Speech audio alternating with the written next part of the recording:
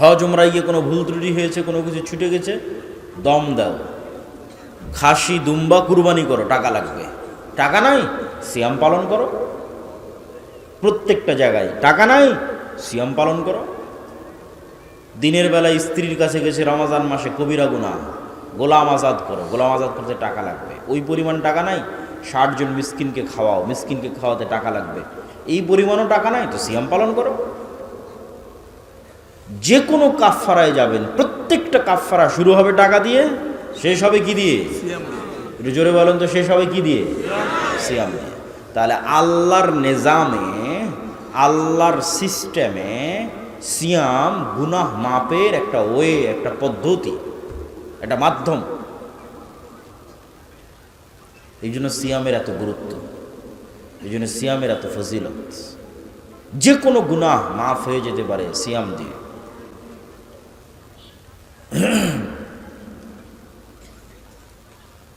প্রিয় দর্শক ও শ্রোতা, উপস্থিত মুসল্লিবৃন্দ, সকলের উদ্দেশ্যে উদাত্ত আহ্বান থাকবে, আমরা যে শাবান মাসে পৌঁছে গেছি, এই শাবান মাস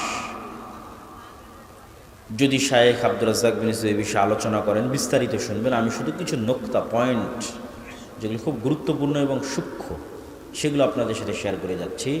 সকলেই জানেন যে শাবান মাসে আল্লাহ সুবহানাহু ওয়া তাআলার নিকটে 1 বছরের আমল তুলে ধরা হয়। আমি আরও একটি উপকারিতা বলে যাই, শাবান মাসে যে সিয়াম পালন করবে সে ব্যক্তি রমাজানকে অনেক গুরুত্ব মূল্যায়ন করতে পারবে। আর যে শাবান মাসে সিয়াম পালন করবে না, আর রমাজান কখন আসলো আর কখন গেল বুঝতে পারবে না। মূল্যায়ন এবং গুরুত্ব দেওয়া তো বহু দূরের কথা।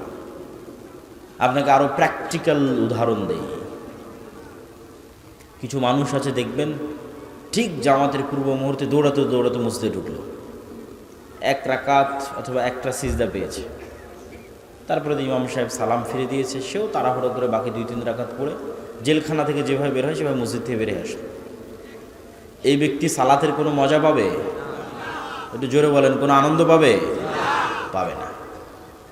আর যে মেন্টালি আগে থেকে এতটা প্রিপেয়ার্ড যে আজান হওয়া মাত্রই সকল কাজ হয়ে যাবে বন্ধ, সকল কাজ বন্ধ করে দিয়ে রওনা দিবে মসজিদের উদ্দেশ্যে, মসজিদে গিয়ে আগে আদায় করবে সুন্নাত, সুন্নাতের পর পড়বে জিকির, জিকিরের পর আবার ফরজ, ফরজের পর আবার জিকির, জিকিরের পর আবার সুন্নাত, এইভাবে ধীর স্থিরভাবে সালাত শেষ করে বের হয়ে আসবে। এর মনের অবস্থাটা হবে যেন জান্নাত থেকে বের হচ্ছে। ওটাই জান্নাত। যার দুনিয়ার জান্নাতে যাওয়ার সুযোগ হয়নি, সে পরকালের জান্নাতে কিভাবে যাবে? পরকালের জান্নাতে যেতে হলে আগে দুনিয়ার জান্নাতে ঢুকতে হবে। তো দুনিয়াতে তো জান্নাত মসজিদ, জান্নাতের বাগান, সেখানে যে আনন্দের সাথে যাবে, আনন্দের সাথে বসে থাকবো, আনন্দের সাথে জান্নাতে ঢুকবে। আমি বুঝাচ্ছি আপনাকে, আপনি শাবান মাসের সিয়াম যদি না পালন করেন, তাহলে এই দুনিয়ার কাজের ব্যস্ততায় হঠাৎ রমাজান চলে আসবে, হঠাৎ কাল রমাজান, তারপরে চোখের পলকে রমাজান বিদায় নিবে। না আদায় করতে পারলেন লাইলাতুল কদর, না আদায় করতে পারলেন ইতিকাফ, না পড়তে পারলেন ঠিকমতো তারাবি। আর যে রমাজান আসতেছে তার 1 মাস পূর্ব থেকে প্রস্তুত। শাবান মাসে সিয়াম শুরু করার মাধ্যমে সে তার মেন্টাল সাইকোলজি, তার ব্রেনকে সিগন্যাল দেওয়া শুরু করেছে, আসতেছে রমাজান, আসতেছে রমাজান, রাখতে হবে সিয়াম। মেন্টালি প্রিপারেশন নিচ্ছে সে, তার মানসিকতা তৈরি হচ্ছে শাবান মাসের সিয়াম পালনের মাধ্যমে। তার কাছে রমাজান খুব চমৎকারভাবে রিসিভড হবে, মানে সে খুব চমৎকারভাবে রমাজানকে অভিবাদন জানাতে পারবে এবং হৃদয় দিয়ে, মন দিয়ে, ধীর স্থিরভাবে সে রমাজানকে মূল্যায়ন করতে পারবে এবং রমাজানকে বিদায় দিতে পারবে। এই জন্য রমাজানের আগমনে 1 মাস পূর্ব থেকেই শুরু করতে হবে সিয়াম। আর সেই সিয়াম শাবানের সিয়াম। রাসূলুল্লাহ সাল্লাল্লাহু আলাইহি ওয়াসাল্লাম কোনো মাস 30 দিন পূর্ণ সিয়াম রাখেননি রমাজান ছাড়া, তবে রমাজানের পরে সবচেয়ে বেশি সিয়াম রেখেছেন শাবান মাসে। আল্লাহ সুবহানাহু ওয়া তাআলা আমাদের সকলকে নফল সিয়াম পালন করার তৌফিক দান করুক বলে আল্লাহুম্মা আমিন। এবং রমাজান আসার পূর্বেই শাবান থেকেই রমাজানের প্রস্তুতি নেওয়ার তৌফিক দান করুক আল্লাহুম্মা আমিন। আমার আজকের সংক্ষিপ্ত আলোচনার বিষয়বস্তু নির্ধারণ করতে চেয়েছিলাম নফল সিয়াম পুরো আলোচনায়, কিন্তু আমি ধারণা করছি হয়তো শেখ আব্দুর রাজ্জাক বিন ইউসুফ এই বিষয়ে কথা বলতে পারেন। এই জন্য আমি সংক্ষিপ্ত মূল গুরুত্বপূর্ণ পয়েন্টগুলো বলে অন্য আরেকটি টপিকে আপনাদের সামনে কথা বলি।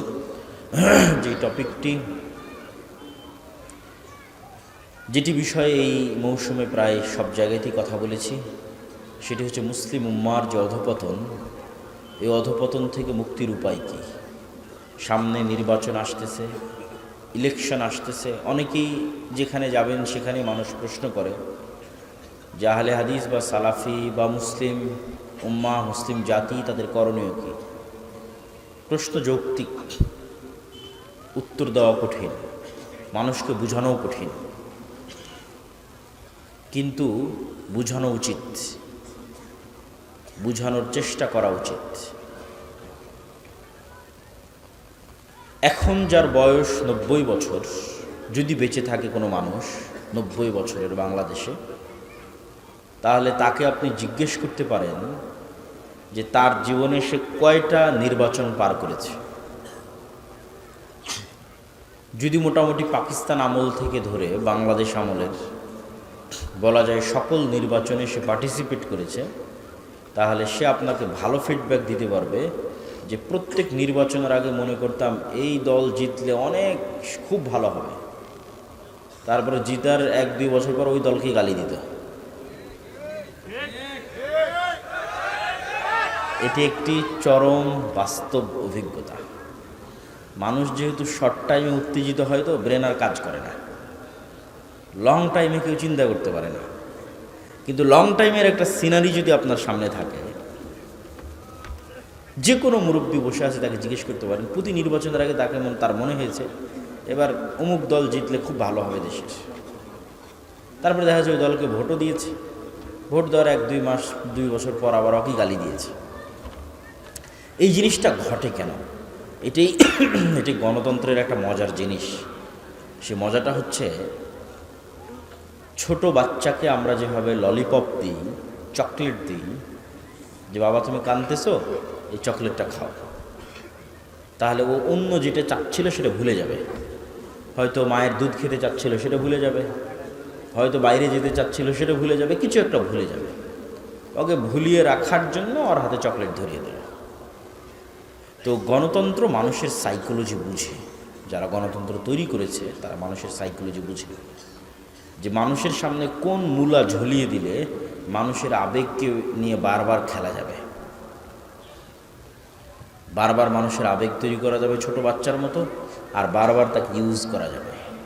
সেই আবেগটার নাম হচ্ছে যে আপনি একটা ভোট দিতে পারবেন, এর একটা আবেগ, যে আমি একটা ভোট দিতে পারছি। এই আবেগের মাধ্যমে আপনাকে ভুলিয়ে দেওয়া হবে গত 15 বছর কি হয়েছে, আগামী 5 বছর কি হবে। মানে দেওয়ার পরের দিন থেকেই লাথি শুরু হবে।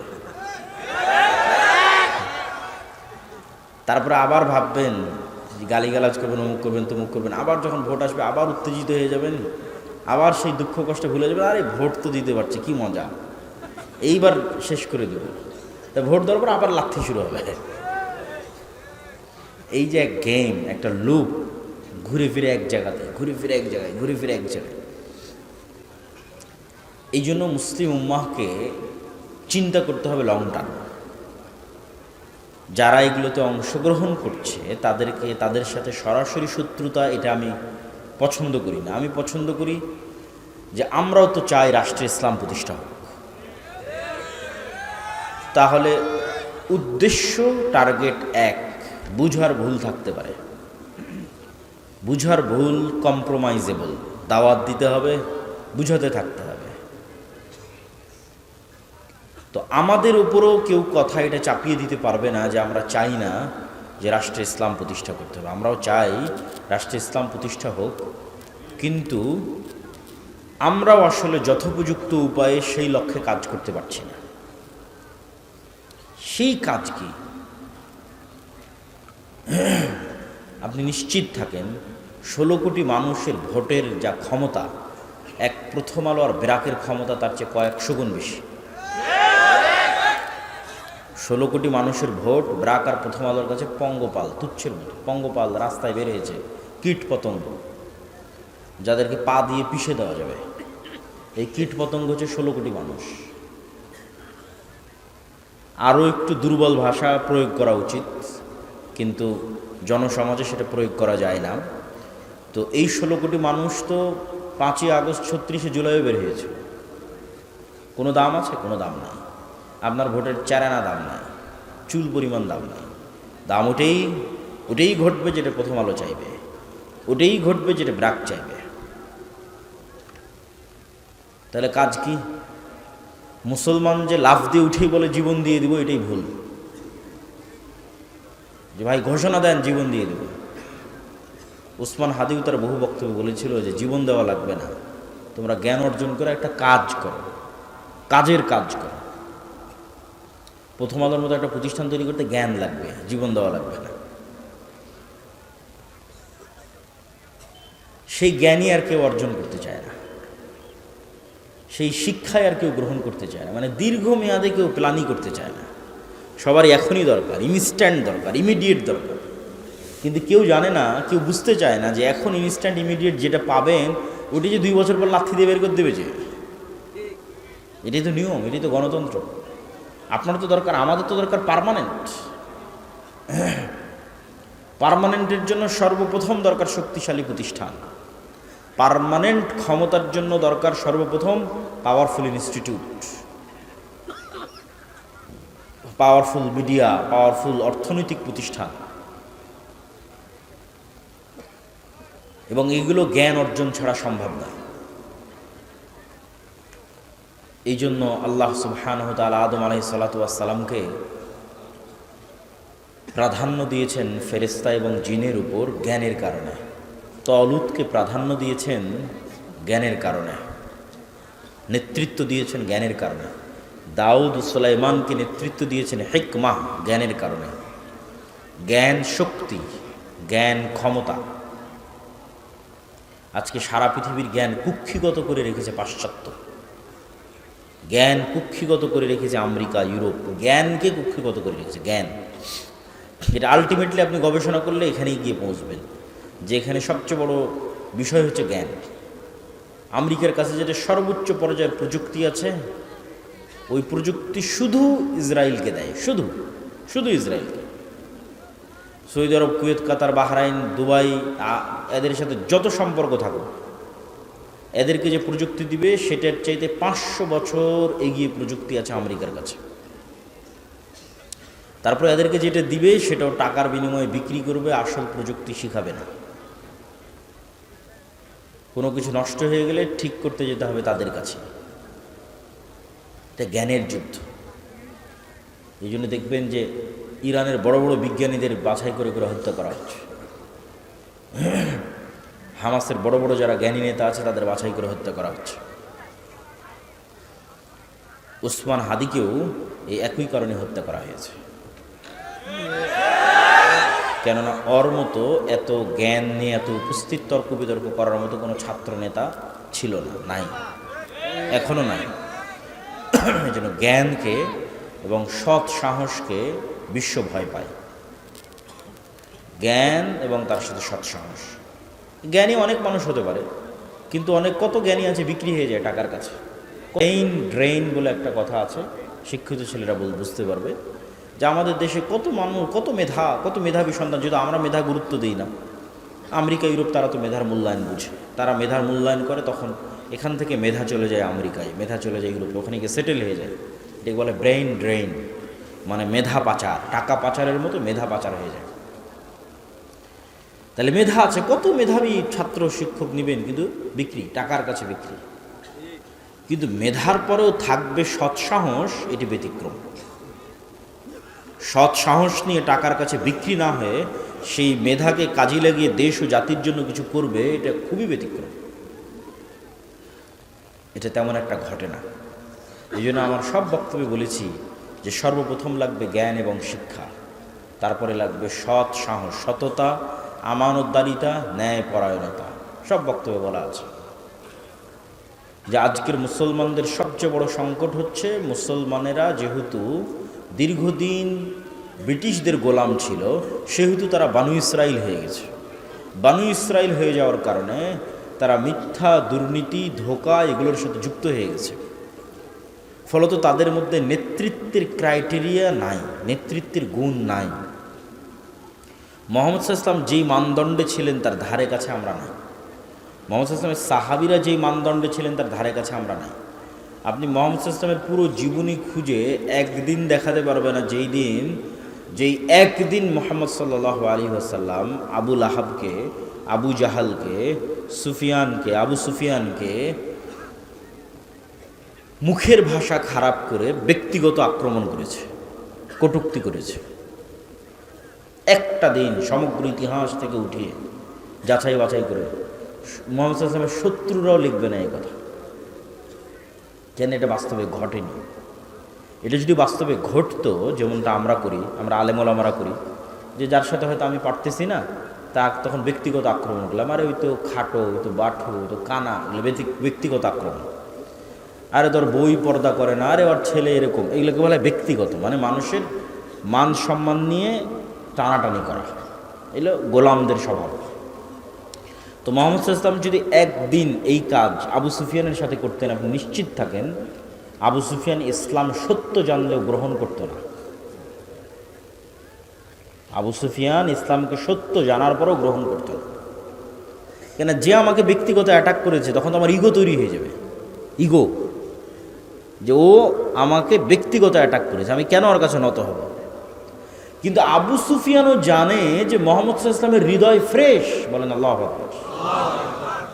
সে নিশ্চিত জানে যে মুহাম্মদ সাল্লাল্লাহু আলাইহি ওয়াসাল্লামের সাথে আমার যে লড়াইটা হচ্ছে, এটা শুধুমাত্র আদর্শিক লড়াই, কিন্তু তার কালব, তার হৃদয় আমার জন্য হিতাকাঙ্ক্ষী, কল্যাণকামী। এটা আবু সুফিয়ান জানে। এই জন্য এটা এক সেকেন্ডের ব্যাপার যে আবু সুফিয়ান মুহাম্মদ সাল্লাল্লাহু আলাইহি ওয়াসাল্লামের হাতে হাত রেখে বলবে যে আপনার কাছে ইসলাম গ্রহণ করলাম, এটা করতে আবু সুফিয়ানের বাঁধবে না। কেন? মুহাম্মদ সাল্লাল্লাহু আলাইহি ওয়াসাল্লাম ওই ধরনের নেতা নন, ওই ধরনের কিছু তিনি করেননি। সেই ক্রাইটেরিয়া আমরা ফুলফিল করতে পারছি কিনা? রাসূল সাল্লাল্লাহু আলাইহি ওয়াসাল্লামের ওই নেতৃত্বের ক্রাইটেরিয়া নাই মুসলমানদের মধ্যে। মুসলমানদের গোলামির স্বভাব ঢুকে যাওয়ার কারণে, দীর্ঘ 200 বছর ব্রিটিশদের গোলামি করার কারণে মুসলমানদের মানসিকতা হয়ে গেছে ন্যারো মাইন্ডেড, সংকীর্ণ, যেমনটা হয়ে গেছিল বানু ইসরাইলের। এরা এখন 1 টাকার জন্য শুধু মিথ্যা বলবে না, 1 টাকার জন্য আরেকজনকে হত্যাও করতে পারে। এখান থেকে নেতা তৈরি হয় না, এখান থেকে গোলাম তৈরি হয়। এই জন্য আমি আমার বক্তব্যে বলেছি, গণতন্ত্র হচ্ছে গোলাম তৈরির কারখানা। কেন গণতন্ত্র গোলাম তৈরির কারখানা? গণতন্ত্রের যে কালচার, এই পুরো কালচারটা নিম্ন লেভেল থেকে উপর লেভেল পর্যন্ত মিথ্যার উপর দাঁড়িয়ে আছে।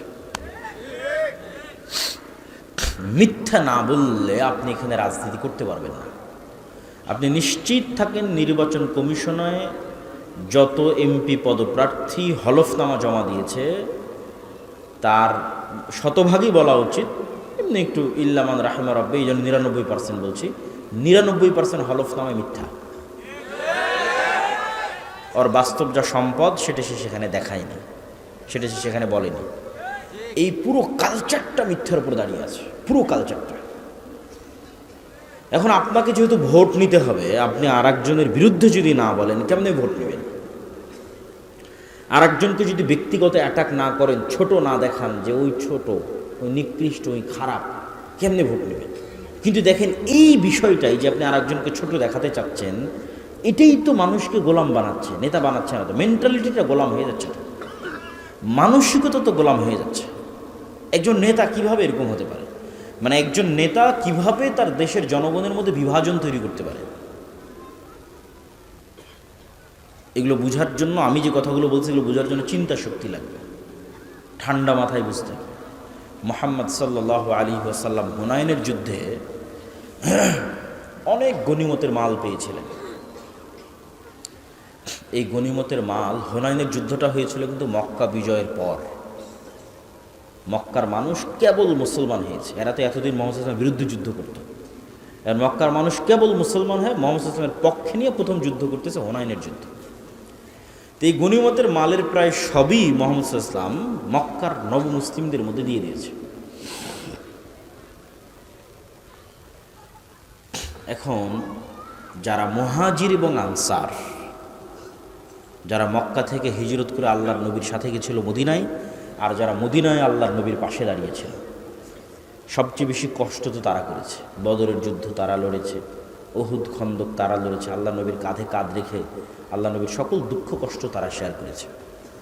আর আল্লাহর নবীকে সবচেয়ে বেশি কষ্ট দিয়েছে মক্কার মানুষ। আজ ইসলামের একটা অর্জন, হুনাইনের যুদ্ধে বিজয়, এই অর্জনের একটা বড় অংশ চলে যাচ্ছে সেই মক্কার মানুষের কাছে, আর বঞ্চিত হচ্ছে মুহাজির এবং আনসারেরা। তো ওই যে আব্দুর রহিম বলছিল না শয়তানের কথা, শয়তান তো সুযোগ পেয়ে গেছে যে এখানে তো বিভেদ তৈরি করা যায়, চমৎকার একটা সুযোগ। শয়তান তখন মুহাজির এবং আনসারদের অন্তরে দিয়ে দিল যে তোমাদের শুধু ব্যবহার করা হলো, কাজের বেলা দেওয়া হলো মক্কার মানুষকে। তো এই জায়গায় চাইলে রাসূলুল্লাহ সাল্লাল্লাহু আলাইহি ওয়াসাল্লামও বিভেদ তৈরি করতে পারতেন, কেন বিভেদ শয়তান চায়। আপনাদের ভাষায় যদি বলি, বাংলাদেশের ঐতিহাসিক প্রেক্ষাপটে যদি বলি যে মুক্তিযোদ্ধা বনাম রাজাকার, এইভাবে একটা দেশের মানুষকে বিভক্ত রাখা, এটা হচ্ছে ভারতীয় রাজনৈতিক বয়ান।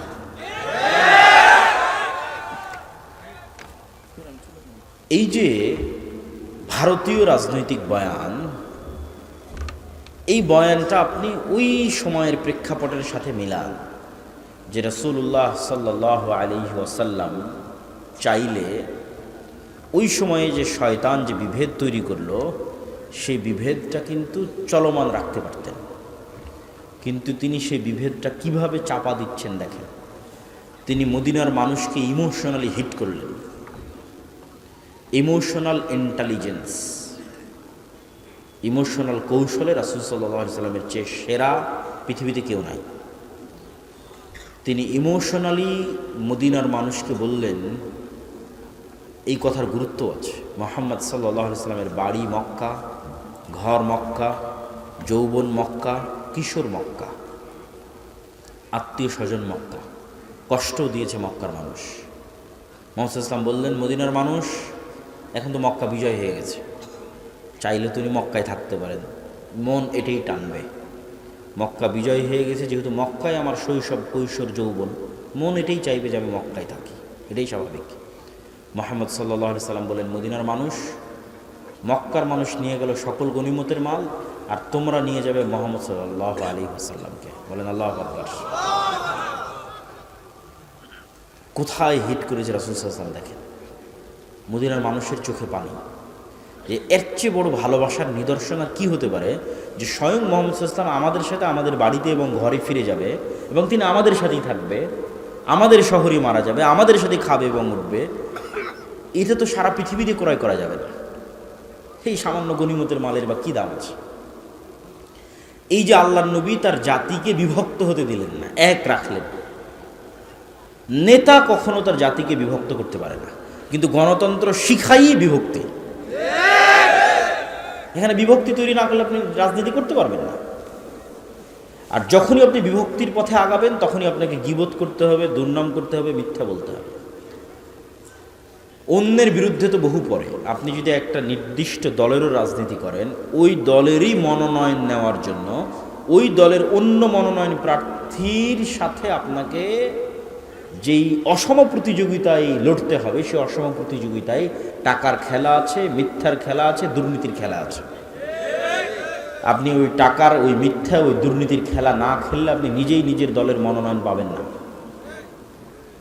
তাহলে আমি কি বলতে চাচ্ছি যে গণতন্ত্র টপ টু বটম পুরো কালচারটা যেই সিস্টেমের উপর দাঁড়িয়ে আছে, এই সিস্টেমটা মিথ্যার সিস্টেম, গীবত এবং পরনিন্দার সিস্টেম। আর মিথ্যা, গীবত, পরনিন্দা কার স্বভাব? হ্যাঁ, শয়তানের তো অবশ্যই, কিন্তু আমি যেই টপিকে আছি, গোলামের স্বভাব। কার স্বভাব? আর একটু জোরে বলেন, কার স্বভাব? গোলামের স্বভাব। তাহলে এই কালচারের মধ্যে দিয়ে যত এমপি সংসদ ভবনে যাচ্ছে, এরা স্বাধীন না গোলাম? গোলাম। এরা নেতা না গোলাম? গোলাম। এই জিনিসটা যেই দিন আপনি বুঝে যাবেন, সেই দিন আমার মেসেজ আপনাদের কাছে ক্লিয়ার হয়ে যাবে যে আমরা প্রকৃত নেতা তৈরি করতে চাচ্ছি। আমরা চাচ্ছি যে মুসলমানদের মধ্যে প্রকৃত নেতা তৈরি হোক। এই গণতন্ত্র তো গোলাম তৈরি করতেছে। যে আজকে টাকা দিয়ে মনোনয়ন কিনেছে সে কাল এমপি হওয়ার পর, মন্ত্রী হওয়ার পর, এমনকি প্রাইম মিনিস্টার হওয়ার পর টাকার কাছে বিক্রি হয়ে যাবে।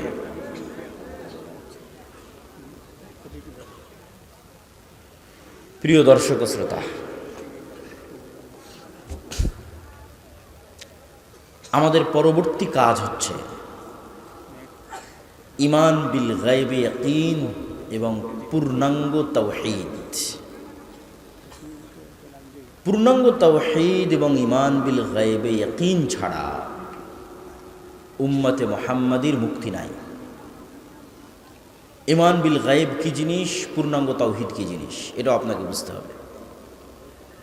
ঈমান বিল গায়ব হচ্ছে, আজকে এই মজলিসে ফেরেশতারা উপস্থিত আছে, এটাকে আপনি দেখতে পাচ্ছেন? আমাকে দেখতে পাচ্ছেন? আমার প্রতি যে আপনার এখন আমাকে দেখতে পাচ্ছেন, আমি যে এখানে উপস্থিত হয়েছি, এটার প্রতি আপনার যেই লেভেলের বিশ্বাস যে হ্যাঁ আব্দুল্লাহ বিন আব্দুর রাজ্জাক উপস্থিত হয়েছে, শেখ আব্দুর রাজ্জাক বিন ইউসুফ উপস্থিত হওয়ার পর আপনার উনি যে উপস্থিত হয়েছে ওই বিশ্বাসের মাত্রাও এই লেভেলে পৌঁছবে যখন চোখে দেখবেন। ঈমান বিল গায়বে ইয়াকিন মানে এখানে যে ফেরেশতারা উপস্থিত হয়েছে এটাকে যেই দিন আপনি এইভাবে বিশ্বাস করতে পারবেন যেমন চোখে দেখা জিনিসকে বিশ্বাস করেন, তথা আমার উপস্থিতিকে এখন যেভাবে বিশ্বাস করতেছেন এখন আপনাদের সাথে এই মজলিসে ফেরেশতারা আছে, এটাকে যেই দিন ওই একইভাবে বিশ্বাস করতে পারবেন সেই দিন ঈমান বিল গায়বে ইয়াকিন অর্জন হবে। ঈমান বিল গায়বে কেন ইয়াকিন লাগবে? দেখেন, মূসা আলাইহিস সালাতু ওয়াস সালামের চেয়ে আমরা দুর্বল নই, বানু ইসরাইলের চেয়ে উম্মতে মুহাম্মাদি দুর্বল নয়।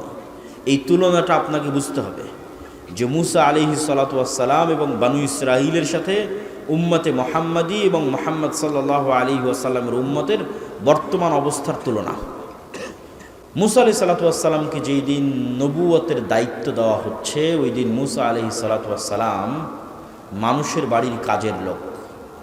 যেই দিন মূসা আলাইহিস সালাতু ওয়াস সালামকে নবুয়তের দায়িত্ব দেওয়া হচ্ছে সেই দিন মূসা আলাইহিস সালাতু ওয়াস সালাম পলাতক, আসামি। যেই দিন মূসা আলাইহিস সালাতু ওয়াস সালামকে নবুয়তের দায়িত্ব দেওয়া হচ্ছে সেই দিন মূসা আলাইহিস সালাতু ওয়াস সালামের পরিবার পরিজন, আত্মীয় স্বজন, কোনো কিছুর কোনো নাম ধাম পরিচয় কিছুই নাই। নাম ধাম পরিচয় নাই কেন? ইউযাব্বিহুনা আবনাআকুম ওয়া ইস্তাহয়ুনা নিসাআকুম ওয়া ফী যালিকুম বালাউম মির রাব্বিকুম আযীম।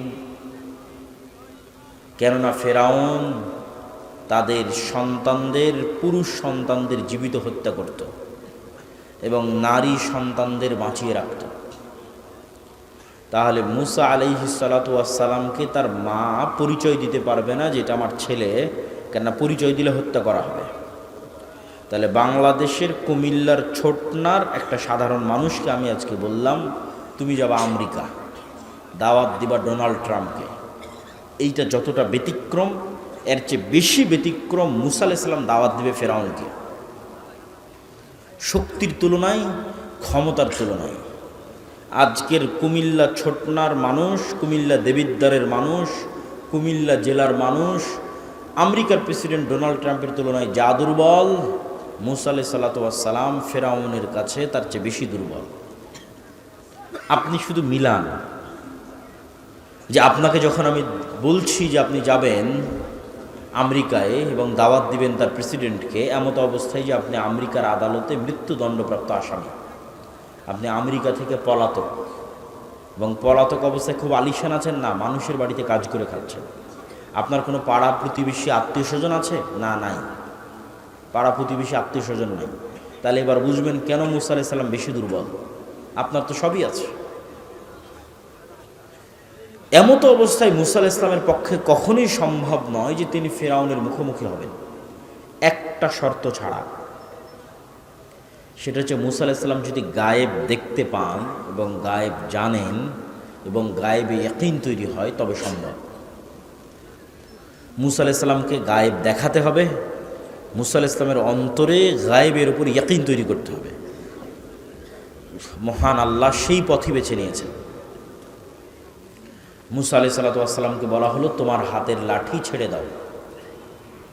আল্লাহ এটা বললেন না যে আমি জান্নাত থেকে একটা লাঠি এনেছি, আসমান থেকে একটা লাঠি এনেছি, সেই লাঠিটা তোমাকে দিচ্ছি, এটা ছাড়লে সাপ হবে। তাহলে ওই মাত্রার বিশ্বাস তৈরি হতো না। যেই মাত্রার বিশ্বাস দরকার ফেরাউনের মুখোমুখি হওয়ার জন্য। এখন এই বইটা আমি হাতে করে আছি, আজ 5 বছর 10 বছর থেকে আমি এই বই পড়ি, আমার হাতেই আছে। আমার হাতে 5-10 বছর থেকে যে লাঠি আছে সেই লাঠি এখন সাপ হচ্ছে। আসমান জান্নাত থেকে আসা বিশেষ লাঠি তো সাপ হতেই পারে, অস্বাভাবিক কিছু না। আমি তো নিজে এই লাঠিকে গাছ থেকে ভেঙে কেটেছি, এটা তো কোনো স্পেশাল লাঠি নয়, এটা তো নর্মাল লাঠি, আমি ব্যবহার করছি 10 বছর থেকে। এটা কেমনে সাপ হতে পারে? এটাই গায়েব, যে গায়েবে আল্লাহ সুবহানাহু ওয়া তাআলার ক্ষমতা কত বেশি, এটার একটা আলামত মুসা আলাইহিস সালাতু ওয়াস সালাম দেখছেন। এবং এটাই ছিল কারণ যে জাদুকরেরা কেন সিজদা করবে। আপনি নিশ্চিত থাকেন জাদুকরদের হাতের লাঠি এবং জাদুকরদের দড়িও সাপে পরিণত হয়েছিল। জাদুকরদের হাতের লাঠি এবং দড়ি সাপে পরিণত হওয়ার পরেও মুসা আলাইহিস সালামের সাপে এমন কি ছিল যে তারা সিজদা দিল। অনেকেই মনে করে যে মুসা আলাইহিস সালামের সাপ তাদের সব সাপ খেয়ে ফেলেছে এই জন্য। এটা একটা কারণ হতে পারে, কিন্তু আসল কারণ কোনটা সেটা আপনাকে আমি ধরিয়ে দিচ্ছি, তাহলে আপনি বুঝতে পারবেন।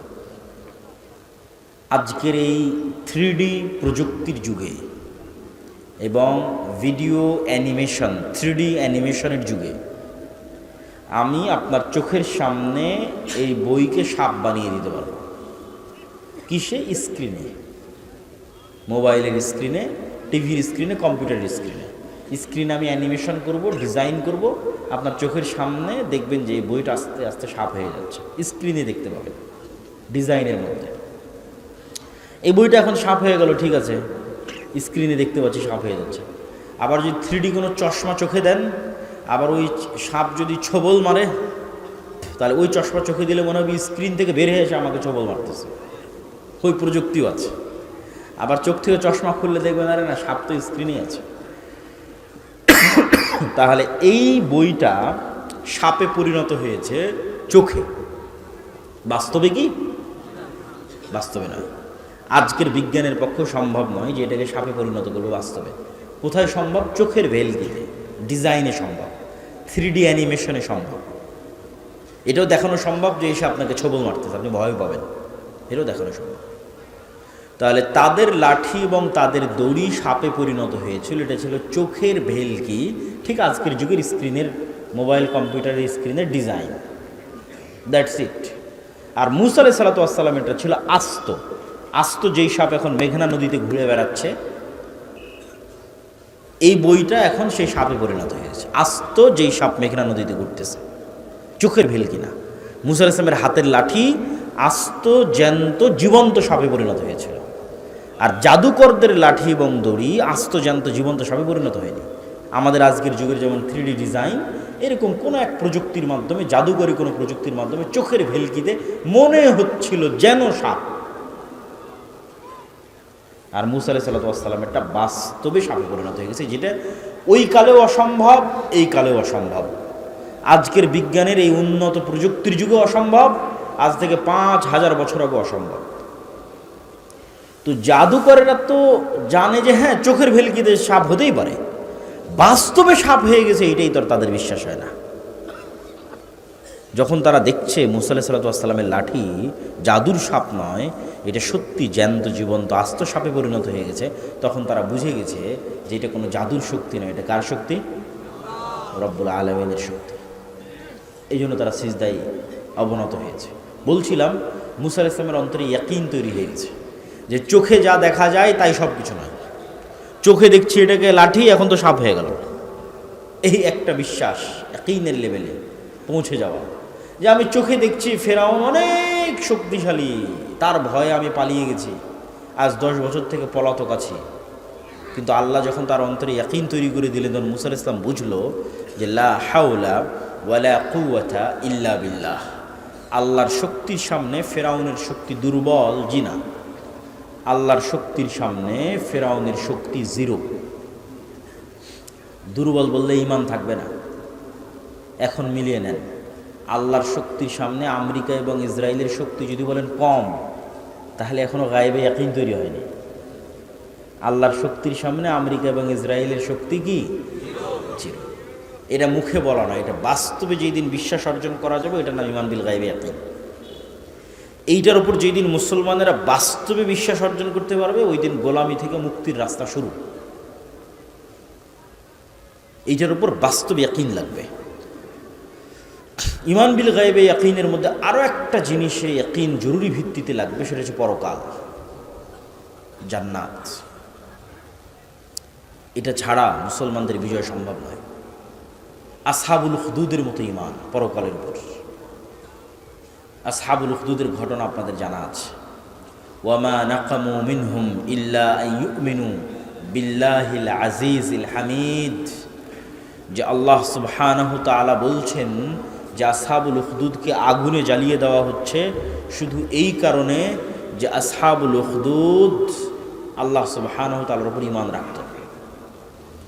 তো ওরা আগুনে ঝাঁপ দিচ্ছে কেন? ওরা আগুনের মধ্যে জান্নাত দেখতে পাচ্ছিল। বাড়িতে ফিরে যাচ্ছে না কেন? বাড়িতে জাহান্নামের আগুন দেখতে পাচ্ছিল। এটা এমনি দেখতে পাওয়া না, বাস্তব দেখতে পাওয়া। বাস্তব যে আমার সামনে জ্বলন্ত আগুন আছে, এটা তো জান্নাত। ওরা জান্নাতে ঢুকে গেছে। আসহাবুল উখদুদের লোকেরা আগুনে ঢোকেনি, কিসে ঢুকেছে বলেন তো? জান্নাতে ঢুকেছে। আর ওদের বাড়ি ঘরে ফিরে যায়নি কেন? ওদের বাড়ি ঘরে কি আছে? জাহান্নাম। মুসলমান যেই দিন এইভাবে জান্নাতকে দেখতে পারবে, এইভাবে পরকালকে দেখতে পারবে, সেই দিন মুসলমানদের বিজয় শুরু হবে। 4টা পয়েন্ট বলা হয়ে গেল, আর 2টো পয়েন্ট বলে বক্তব্য শেষ করব। পয়েন্ট নাম্বার 1 বলেছি জ্ঞান, পয়েন্ট নাম্বার 2 বলেছি সত্যবাদীদের ন্যায়পরায়ণতা, পয়েন্ট নাম্বার 3 বলেছি ঈমান বিল গায়বি ইয়াকিন, পয়েন্ট নাম্বার 4 পূর্ণাঙ্গ তাওহীদ এবং আল্লাহর সাহায্য।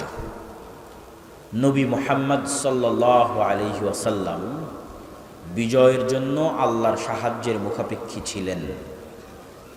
মুসা, দাউদ, সুলাইমান সকল নবী বিজয়ের জন্য আল্লাহর সাহায্যের মুখাপেক্ষী ছিলেন। আল্লাহর সাহায্য ছাড়া মুসলমানদের বিজয় অতীতে কোনোদিন হয়নি, ভবিষ্যতে কোনোদিন হবে না, ফুল স্টপ। এই জন্য আমাকে এবং আপনাকে আগে নিশ্চিত করতে হবে যে আমি আল্লাহর সাহায্য কি পাচ্ছি, আল্লাহর সাহায্য কি আসতেছে, এটা নিশ্চিত করতে হবে। নিশ্চিত করবেন কি দিয়ে? এটা একটা খুব জরুরি বিষয়। আল্লাহর সাহায্য ছাড়া মুসলমানদের বিজয় হবে না, সম্ভব নয়। নবীদের হয়নি, আপনাদেরও হবে না, আমাদেরও হবে না। আল্লাহর সাহায্য নিশ্চিত করতে হবে। মুহাম্মদ সাল্লাল্লাহু আলাইহি ওয়াসাল্লাম বদরের যুদ্ধের আগের রাতে লম্বা সালাত আদায় করছেন। সেই লম্বা সালাত দেখে আবু বকর রাদিয়াল্লাহু তাআলা আনহু পর্যন্ত ক্লান্ত। কাফাকা মুনাশাদাতাকা রাব্বাক, হে আল্লাহর নবী যথেষ্ট হয়েছে, আর কত দোয়া করবেন, আর কত সালাত আদায় করবেন? আপনি তো আল্লাহর নবী, আল্লাহ তো আপনাকে বিজয় দিবেই, আর কত? কিন্তু মুহাম্মদ সাল্লাল্লাহু আলাইহি ওয়াসাল্লাম আবু বকর রাদিয়াল্লাহু তাআলা আনহুর চেয়েও বেশি ভালো জানতেন, বেশি ভালো বুঝতেন যে আগামীকাল বদরের যুদ্ধে আমি মুহাম্মদ বিজয় অর্জন করতে পারবো না যতক্ষণ না মহান আল্লাহর সাহায্য আমি না পাচ্ছি। আর মহান আল্লাহর সাহায্য ততক্ষণ পর্যন্ত আমি পাবো না যতক্ষণ না আমি রাতের সালাতে না দাঁড়াচ্ছি। তাহলে নবী মুহাম্মদ সাল্লাল্লাহু আলাইহি ওয়াসাল্লাম রাতে সালাত আদায় না করে আল্লাহর সাহায্যের বিষয়ে নিশ্চিত হতে পারছেন না। আর সেই নবীরই উম্মত গুনাহগার, পাপিষ্ঠ আমরা 5 ওয়াক্ত সালাত, রাতের সালাত বহুদূরের কথা, 5 ওয়াক্ত সালাত আদায় না করি শুধু মিছিল আর তাকবীর দিয়ে ইসলামকে বিজয় করে দেব। আমার কথা কি বোঝা যায়? মুসলমান যদি মনে করে তাদের মুক্তির দরকার, শুরু হবে সালাত দিয়ে। 5 ওয়াক্ত সালাতে নাই যে তাকে আল্লাহ চিনে না, সে কে? তাকে আল্লাহ জানে না, সে কে? সে কিসের তাকবীর দেয়, কিসের মিছিল করে, কিসের কথা বলে যে আমি জীবন দেব, কিসের? 5 ওয়াক্ত সালাতে আছে যে তাকে আল্লাহ চিনে, যে হ্যাঁ সে মুসলমান, সে আমার সাহায্য চায়, সে ইসলামকে বিজয়ী করতে চায়। তাকে আল্লাহ সুবহানাহু ওয়া তাআলা চিনে, তাকে আল্লাহ গণার মধ্যে ধরবে, কাউন্ট করবে। 5 ওয়াক্ত সালাতের পরে লাগবে রাতের সালাত। সালাতে আসমান থেকে গায়েবী মদদ নেমে আসে। আজকের আধুনিক যুগে যে ইন্টারনেটের মাধ্যমে আপনারা পরস্পরে যোগাযোগ করছেন, অনলাইন লাইভ ক্লাসে একত্রিত হচ্ছেন, যে ইন্টারনেট দিয়ে 1000 কিলোমিটার দূরের America, London, Europe, Saudi, Kuwait, Qatar, বাহরাইনে বসেও আপনার সাথে লাইভ কথা বলতে পারছে, তার চেয়েও শক্তিশালী লক্ষ কোটি গুণে, হাজারো গুণে শক্তিশালী প্রযুক্তি সালাত, যেটা দুনিয়ায় থাকা মানুষকে 7 আসমানে আরশের উপর যে রব্বুল আলামিন আছে তার সাথে লাইভ কানেক্টেড করে দেয়, সরাসরি মুখোমুখি। সালাতে দাঁড়ানো আর রব্বুল আলামিনের মুখোমুখি হওয়া, এটা একটা পদ্ধতি, এটা একটা ওয়ে, যেটা কাজে লাগিয়ে 7 আসমানে রব্বুল আলামিনের সাথে কানেক্টেড হওয়া যায়, লাইভ কানেক্টেড হওয়া যায়। সেম ওই পদ্ধতিতেই, ওই সময়ই ওইভাবেই দাঁড়াতে হবে, ওই অজু, ওই নিয়াত, ওই সিস্টেম, ওই পদ্ধতি। আপনাদের মোবাইলের পাসওয়ার্ড যেভাবে কাজ করে, ফিঙ্গারপ্রিন্ট যেভাবে কাজ করে, তার চেয়ে বেশি পাওয়ারফুল কাজ করবে সালাত। যে আপনি চাপ দিলেন ওপেন হয়ে গেল, ওর চেয়ে বেশি পাওয়ারফুল। দাঁড়াবেন, সাথে সাথে রব্বুল আলামিন আপনার সাথে কানেক্টেড হয়ে গেল। এই জন্য নবী এবং রাসূলগণ যে কোনো বিপদে পড়ে আগে কি করতেন? সালাতে দাঁড়াতেন। কেন? এটা যোগাযোগের মাধ্যম, যোগাযোগের ওয়ে আল্লাহ সুবহানাহু ওয়া তাআলার সাথে। জিবরাইলের মাধ্যমে শিখানো আছে নবীদেরকে।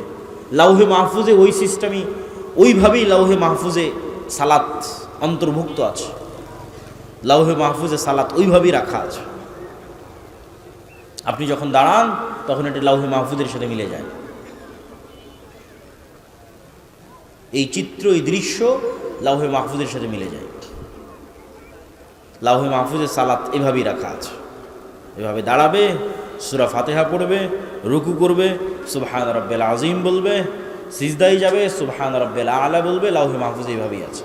দাঁড়ানো মাত্র মিলে গেছে, কানেকশন তৈরি হয়ে গেছে রব্বুল আলামিনের সাথে। যে কোনো বিপদে, যে কোনো সমস্যায় 5 ওয়াক্ত সালাত মুসলমানের বিজয়ের জন্য পূর্ব শর্ত, আল্লাহর সাহায্য পাওয়ার জন্য পূর্ব শর্ত। রাতের সালাত বিজয়ী হওয়ার পূর্ব শর্ত, আল্লাহর সাহায্য পাওয়ার পূর্ব শর্ত। তাই যুবক সমাজ এসে জিজ্ঞেস করে, বলেন কি করতে হবে? জীবন দিতে চাই, সালাত আদায় করতে হবে। 5 ওয়াক্ত সালাত জামাতে মসজিদে গিয়ে আদায় করতে হবে। আরেকটি মাধ্যমে আল্লাহ সুবহানাহু ওয়া তাআলার পক্ষ থেকে, একটু যদি শায়েখকে দেখতেন আসতেছে কিনা, তাহলে ওই হিসেবে আমি বক্তব্য সামনে আগাব। আরেকটি মাধ্যমে আল্লাহ সুবহানাহু ওয়া তাআলার সাহায্য পাওয়া যায়, সেটা হচ্ছে জিকির। জিকিরটা আপনাকে বোঝানোর জন্য একটু বুঝতে হবে আওয়াজ বা সাউন্ড কেন পাওয়ারফুল। আজকের আমার সব বক্তব্য ভুলে গেলেও এই একটা অংশ মনে করে নিয়ে বিদায় নিয়ে, আওয়াজ বা সাউন্ড কেন শক্তিশালী। পৃথিবীর সবচেয়ে শক্তিশালী হচ্ছে আওয়াজ, পৃথিবীর সবচেয়ে শক্তিশালী হচ্ছে সাউন্ড। আমি এখন বাংলায় কথা বলতেছি না, আমি আওয়াজ তৈরি করতেছি। প্রমাণ, এখানে নিয়ে এসে একজন চাইনিজকে বসিয়ে দিয়ে ওকে বলি তুমি বক্তব্য দাও। আপনারা কিছু বুঝবেন না, খালি আওয়াজ শুনবেন, আওয়াজ শুনবেন। এখন সামনে একজন জাপানিজকে বসিয়ে দিয়ে বলে আমি বক্তব্য দিচ্ছি, বাবা তুমি শুনো। ও কি শুনতেছে? আওয়াজ শুনতেছে। তাহলে আলটিমেটলি আমি একটা আওয়াজ তৈরি করতেছি। আওয়াজের ধরনে পার্থক্য হওয়ার কারণে এটা বাংলা, আওয়াজের ধরনে পার্থক্য হওয়ার কারণে এটা ইংরেজি, আওয়াজের ধরনে পার্থক্য হওয়ার কারণে এটা আরবি, কিন্তু তৈরি হচ্ছে। সুলাইমান আলাইহিস সালাতু ওয়াস সালাম এই আওয়াজের প্রযুক্তি সবচেয়ে ভালো জানতেন, আল্লাহ তাকে দিয়েছিলেন। প্রিয় উপস্থিতি, আপনারা একটু এই কথাটা মনোযোগ দিয়ে শুনতে হবে। সুলাইমান আলাইহিস সালাতু ওয়াস সালাম বললেন, কে পারবে রানী বিলকিসের সিংহাসনকে উঠিয়ে নিয়ে আসতে? ক্বালা ইফরিতুম মিনাল জিন, ইফরিত নামক জিন বলল, আপনি এখন যে মাজলিসে বসে আছেন এই মাজলিস থেকে ওঠার আগেই আমি ওই সিংহাসন এখানে নিয়ে আসব। সুলাইমান আলাইহিস সালামের পছন্দ হয়নি, এত দেরি আমার হবে না, আমার আরো দ্রুত লাগবে। আল্লাযী ইনদাহু ইলমুম মিনাল কিতাব, যার কাছে কিতাবের জ্ঞান ছিল। এখন জিন কি মানুষ তা কোরআনে বলা নাই, কিন্তু বেশিরভাগ মুফাসসিরিনে কেরাম লিখেছেন এই মানুষ জ্ঞানের শক্তিতে বলতেছে, জ্ঞানের শক্তি, যে চোখের পলক পড়ার আগে রানী বিলকিসের সিংহাসন এখানে উপস্থিত হবে। আল্লাহু আকবার। কিছু মুফাসসির লিখেছেন সেই জ্ঞান ছিল বিশেষ জিকিরের জ্ঞান, সাউন্ড টেকনোলজি, আওয়াজ, বিশেষ কোনো জিকির যা লাউহে মাহফুজে আছে, সেই বিশেষ জিকিরের জ্ঞান তার কাছে ছিল। জাস্ট ওই জিকিরের মাধ্যমে সে সিংহাসনকে চোখের পলকে ট্রান্সফার করেছে। আজকের যুগে কি ট্রান্সফার হয়? ডাটা ট্রান্সফার হয়। আমি লিখতেছি, ওইটা ট্রান্সফার হচ্ছে, কিন্তু বস্তু ট্রান্সফার ইম্পসিবল। এই টিস্যুটা এখান থেকে চোখের পলকে আমেরিকা যাবে, এটা অসম্ভব। হ্যাঁ, আমার মেসেজ, আমার কথা, আমার ডাটা চোখের পলকে এখান থেকে আমেরিকা যাচ্ছে, এই প্রযুক্তি আমরা পেয়েছি। কিন্তু বস্তু ট্রান্সফার হবে চোখের পলকে, এই প্রযুক্তি কিন্তু আমরা পাইনি।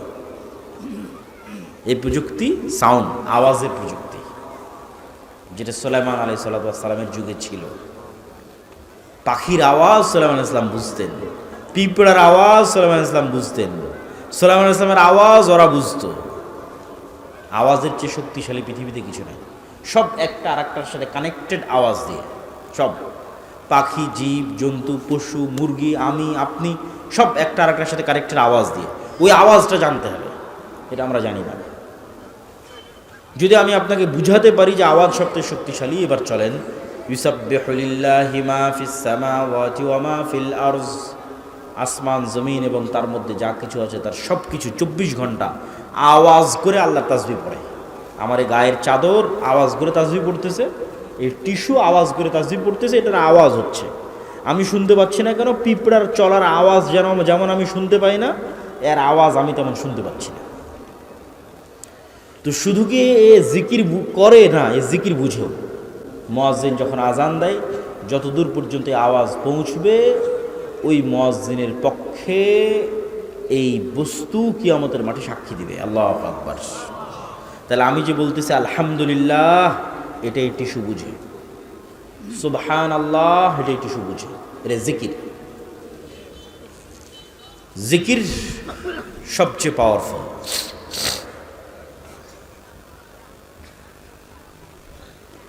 প্রিয় উপস্থিতি, প্রিয় মুসল্লিবৃন্দ, জিকিরের মধ্যে সর্বশ্রেষ্ঠ জিকির হচ্ছে সকাল সন্ধ্যার জিকির। সকাল মানে সূর্য ওঠার পূর্বে এবং সন্ধ্যা মানে সূর্য ডোবার পূর্বে। আপনারা যারা পিছনে দাঁড়িয়ে আছেন, অনেকক্ষণ থেকে আপনাদের দেখছি, ডানে বামে জায়গা আছে। এটা মাজলিসের একটা আদব, বসে পড়া। আপনারা যারা পিছনে আছেন তাদের প্রতি উদাত্ত আহ্বান যে আপনারা ডানে এবং বামে এসে বসে পড়েন।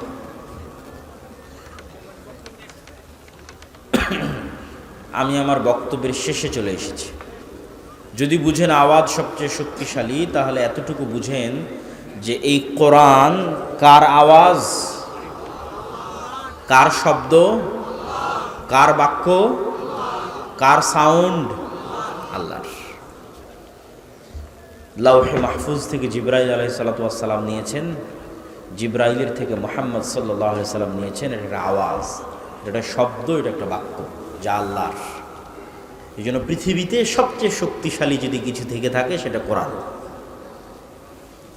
উম্মতে মুহাম্মাদির উপর আল্লাহর সবচেয়ে বড় নিয়ামত যে তাদের কাছে কোরআন আছে। এই কোরআনই তো উম্মতে মুহাম্মাদি মূল্যায়ন করলো না, পড়লো না, শিখলো না, জ্ঞান অর্জন করলো না। আমার বক্তব্য সারমর্ম করে বক্তব্য শেষ করছি। যদি আমরা চাই প্রকৃত অর্থে মুসলমানদের শক্তি এবং ক্ষমতা প্রতিষ্ঠিত হোক, তাহলে প্রথমে আমাদের ঈমান বিল গায়বে ইয়াকিন অর্জন করতে হবে, পূর্ণাঙ্গ তাওহীদে বিশ্বাসী হতে হবে ইব্রাহিম আলাইহিস সালাতু ওয়াস সালামের মতো। তারপরে আমাদের প্রয়োজন হবে সর্বোচ্চ পর্যায়ের জ্ঞান, যেই জ্ঞান দিয়ে আমরা তৈরি করব শক্তিশালী প্রতিষ্ঠান, মিডিয়ায় হোক, অর্থনীতিতে হোক, সকল ক্ষেত্রে, বিশ্ববিদ্যালয়ে হোক, শক্তিশালী পাওয়ারফুল ইনস্টিটিউট, যেন আমাদেরকে মানুষ, পৃথিবীর মানুষ পঙ্গপাল মনে না করে, তুচ্ছ মনে না করে। আমি এবং আপনি হচ্ছে পঙ্গপাল, কীট পতঙ্গ। কেননা আমাদের শক্তিশালী কোনো প্রতিষ্ঠান নাই, আমাদের প্রতিনিধিত্ব করবে এরকম শক্তিশালী কোনো ইনস্টিটিউট নাই। জ্ঞান সর্বোচ্চ পর্যায়ের প্রতিষ্ঠান, তারপরে লাগবে সত্যবাদিতা ও ন্যায়পরায়ণতা। জ্ঞান অর্জন করলাম, করে সেই জ্ঞানকে টাকার কাছে বিক্রি করে দিলাম। কত ডাক্তার, কত ইঞ্জিনিয়ার তাদের স্বাক্ষরকে বিক্রি করে দিয়েছে টাকার কাছে, এরা মুনাফিক। কত OC, DC, SP, AC land, sub registrar, এরা সবাই তাদের পদকে বিক্রি করে দিয়েছে টাকার কাছে। তারপরে আবার সেই টাকা দিয়ে হজ করে জান্নাতে যেতে চায়। পাগল হলে এরকমই হয়। অথচ তার কাছে সুযোগ ছিল শুধু ওই চেয়ারে বসে একজন দানবীরের চেয়ে বেশি নেকি অর্জন করার, রাতে তাহাজ্জুদের সালাত আদায়ের চেয়ে বেশি নেকি অর্জন করার। সেটা কি? ওই চেয়ারে বসে সে ন্যায়পরায়ণ থাকতো, বাস 5 ওয়াক্ত সালাত আদায় করবে আর ওই চেয়ারে ন্যায়পরায়ণতার সাথে দায়িত্ব পালন করবে, দানবীরের চেয়ে বেশি নেকি পেয়ে যাবে। আর হারাম উপায়ে ইনকাম করে আল্লাহকে ধোঁকা দিতে চায়, নিজেকে ধোঁকা দিতে চায়, মানুষকে ধোঁকা দিতে চায়, দেখো আমি হজ করে এসেছি, এটা মুনাফিক। মুসলমানদের মধ্যে মুনাফিকিতে পরিপূর্ণ হয়ে গেছে। তাহলে লাগবে সততা, ন্যায়পরায়ণতা, আমানতদারিতা। এগুলো যখন আপনি অর্জন করে ফেলবেন তখন পৃথিবী আপনার শত্রু হয়ে যাবে। যেমন উসমান হাদির শত্রু হয়ে গেছিল, আপনারও শত্রু হবে। আপনি একবার অর্জন করে দেখেন, শত্রু হবে। সর্বোচ্চ জ্ঞান অর্জন করেন, বিক্রি হন না, শক্তিশালী প্রতিষ্ঠান তৈরি করেন, দেখেন আপনার কত শত্রু তৈরি হয়। আপনাকে হত্যা করার জন্য কত দেশ উঠে পড়ে লাগে, আপনাকে ধ্বংস করার জন্য কত চেষ্টা তৈরি হয়। তখনই দরকার হবে শেষে যেগুলো বলছিলাম, আল্লাহর সাহায্য। আর আল্লাহর সাহায্যের খাতায় নামই নাই যে সালাত আদায় করে না, নামই নাই।